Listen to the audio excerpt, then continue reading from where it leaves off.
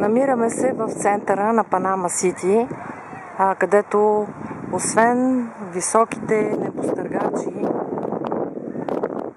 които са сгради закупени от евреи, от хора от Колумбия и Венецуела, има една дълга алея, по която могат да се разхождат или да тичат жителите на града и туристите. Също така този разкошен парк, в който деца и родители имат щастието да си отпочинат и да си поиграят. Всичко е безплатно за децата. Отсреща виждаме корабите, там ловят риба и има няколко рибни ресторанчета, където може да се хапне прясна риба. За съжаление за някои и за радост на други, няма възможност да се пие бира или друг алкохол на открито. Забранено е. Отсреща виждаме старият град на Панама, който допреди 10 години или по времето на Нориега е бил много беден град.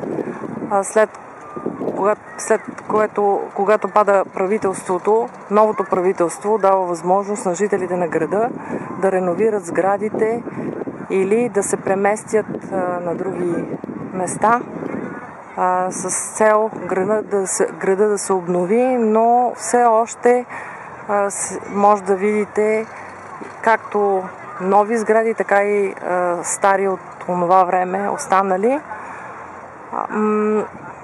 Градът е с жители около 750 хиляди души, много дружелюбно население.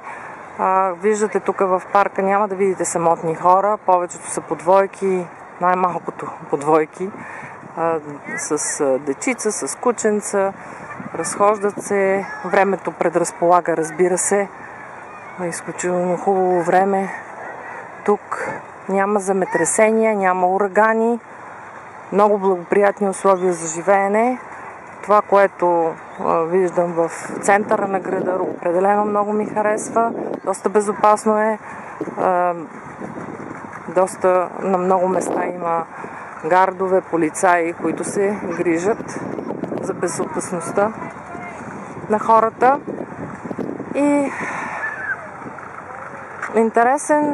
интересно е това да се види една дълга алея, която всъщност, ето този мост отсреща, той преминава през Колон.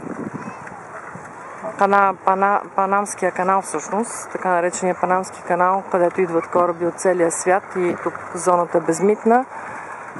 Но по този канал от другата страна, ако се мине, се вижда целият с лампички осветен и е закрит с цветя, като дава възможност хората да тичат по дълга алея паралелно с шофьорите на автобуси и на други коли. Много интересно, не е трудно да се обясни.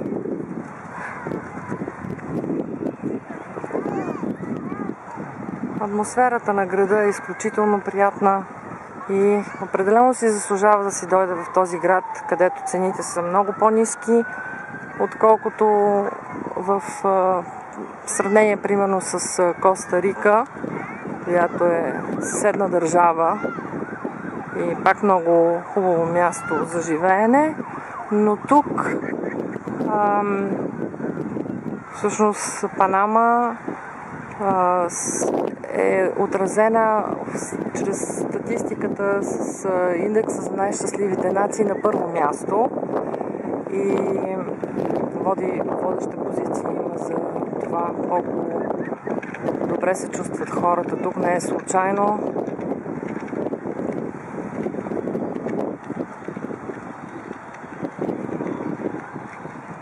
Трудно е да се презаздаде тази фантастична атмосфера, която се създава в града.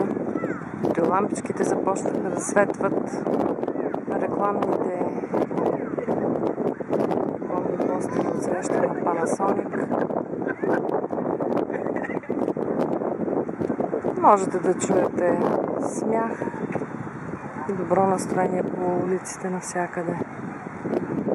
Нови срещи. Надяваме се отново до година.